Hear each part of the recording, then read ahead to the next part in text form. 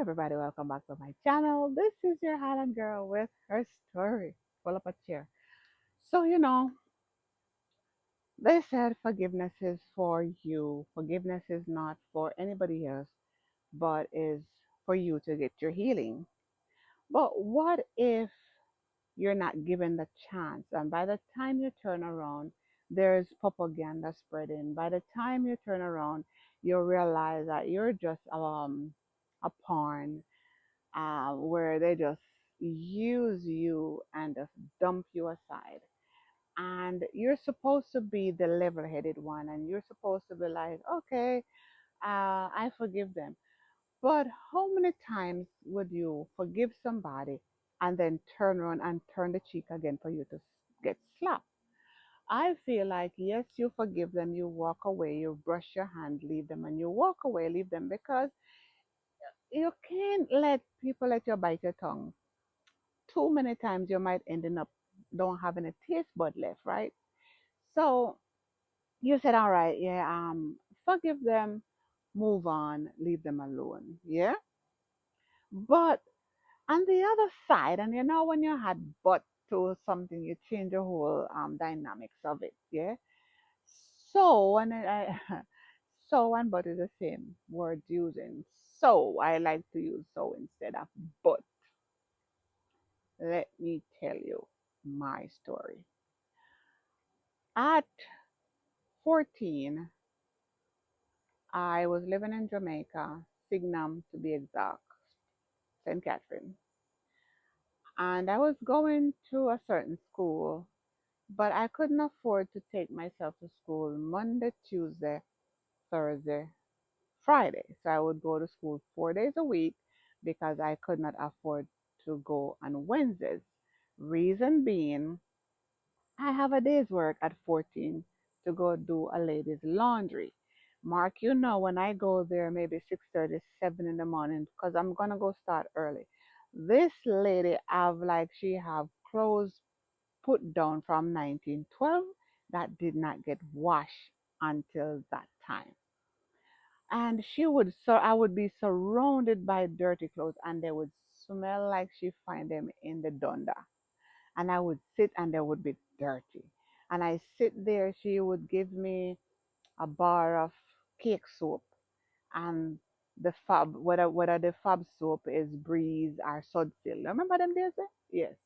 I was sitting down there and I would wash all day. These clothes, when I finished washing them and I would go home, I had to take a shower instantly because those clothes smell bad.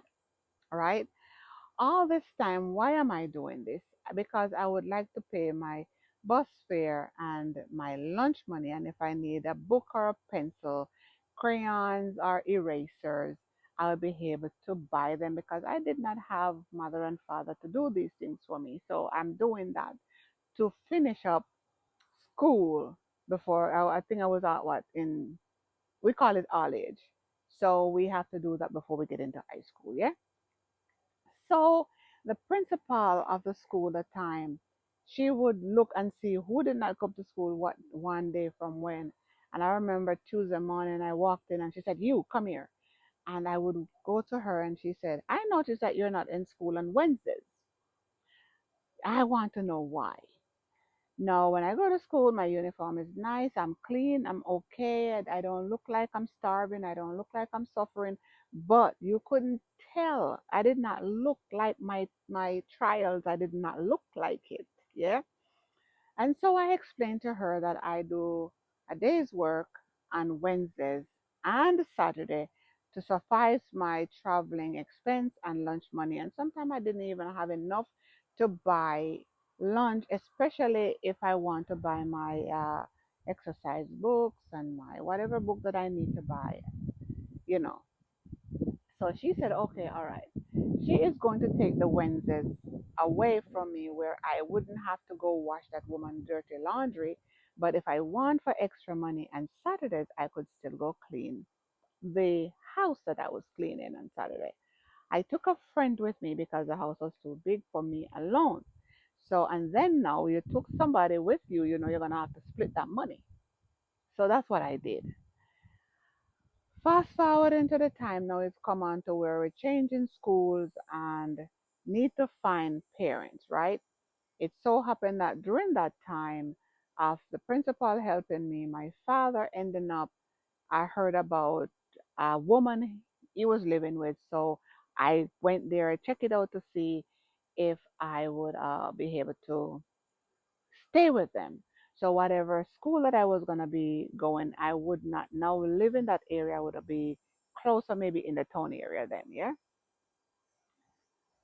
With that said, that's what I did. It was time for me to leave one school to the other. And since I was never going to be around that principal, I really didn't, sometimes you're ashamed of telling people all of your story. So you didn't, make it any, lighter for them.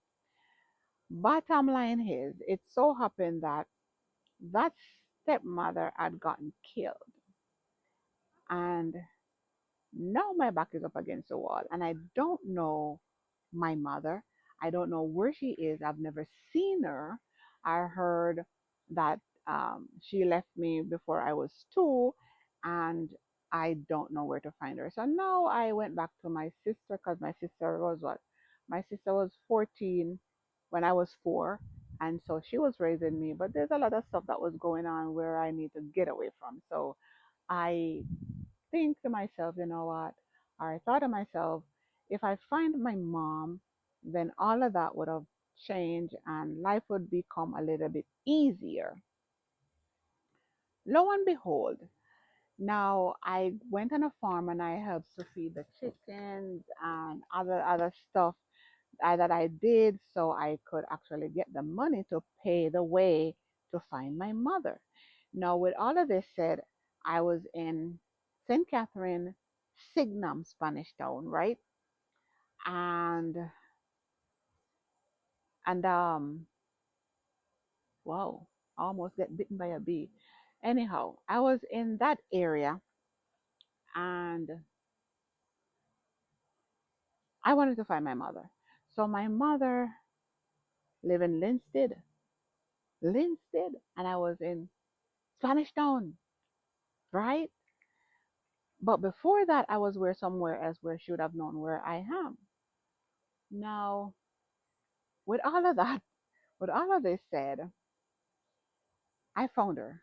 I work on the chicken farm. A family member robbed me the money, so I had to stay another week again. Maybe that was a sign God was showing me that leave these people alone, just leave them alone. When I went, she said she didn't have anywhere to put me. She didn't have anywhere to help me. She didn't have any means. Remember now, you haven't seen me before I was 2. And I came to you at 15 going on 16, I believe, or yeah, 15 going on 16, and you did not welcome me. She said, the guy, she remember, but this young lady, she have no clue who I am. And the guy was like, so you don't have any clue that this child is yours? And she didn't act surprised. She had more like mad and afraid or mad and upset, like, no, I'm coming there and her world is gonna change because she didn't welcome me at all. When the guy said, this is so and so, she was sitting on a outside bench that they made underneath an orange tree. I still remember that. She sat there. She didn't welcome me. She didn't grab me and give me a hug. She didn't do nothing like that. Now, that was a clear sign that this woman really didn't want me, but I was looking beyond all of that little stuff and saying, maybe she's in shock, benefit of the doubt. Most of us innocent ones, we try to give people the benefit of the doubt. All right, that was said. She said she couldn't help me. There's nowhere for me to stay, there's nowhere for me to sleep. She didn't have enough room for me. Her husband, I think they were dating at the time, said to her, what? She's telling you all the stuff that happened to her, and she's telling her that she needs the help, and you're gonna say you don't have anywhere to put her? Really? You're not gonna send her away and not help her, right? So that's when she said, "All right, you can come." I went and I realized that I was a modern day Cinderella to the next. The only thing that I did not have was the the pumpkin and the little mice that working for me. I didn't have that part, but I can tell you that everything else, the cleaning, the washing, the lies being told, the stuff that happened to me under her roof with one of my sister who vowed to make my life a living hell. That girl would also tell me when she was gonna lie on me and what the lie was all about. Nothing that was true. But she didn't care. She just said, "This is what I'm going to tell mom about you." And I would say, "Well, that that's not true." And she would say, "Well, I know it's not true. You know that too. Mom don't know it's not true because she don't care. She just want to hear something bad about you." And my life was like that for about 2 years until I ran away from home. I was a queen of runaway. I would run away. And I run away and I would go stay with a girlfriend of my brother, mother. And so school cut out from right there. I wasn't going to school. And then and one of the reasons too why I didn't go back is when she said she's not gonna spend her money on me, send me to any school. Now mark you, of the time when I met her, some of those years I was working, doing like a odds and ends job to send myself to school, or my sister would send me to school. But she had it hard too, so we're trying to find things better or a little bit lighter. And she didn't care. So she said she's not gonna spend her money on me because I was not gonna become of anything. And I was like, wow, maybe I should have stayed where I was and maybe I would have been better off.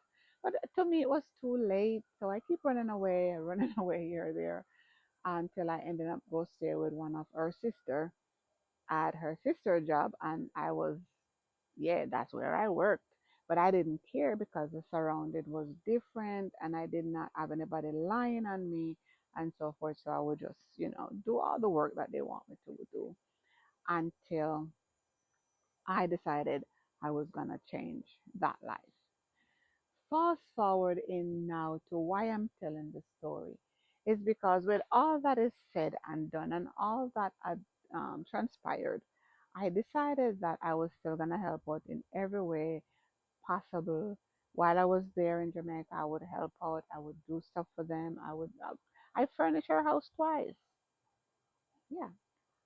Now something had happened where I don't know if it's the money was not too much or if I wasn't supposed to speak.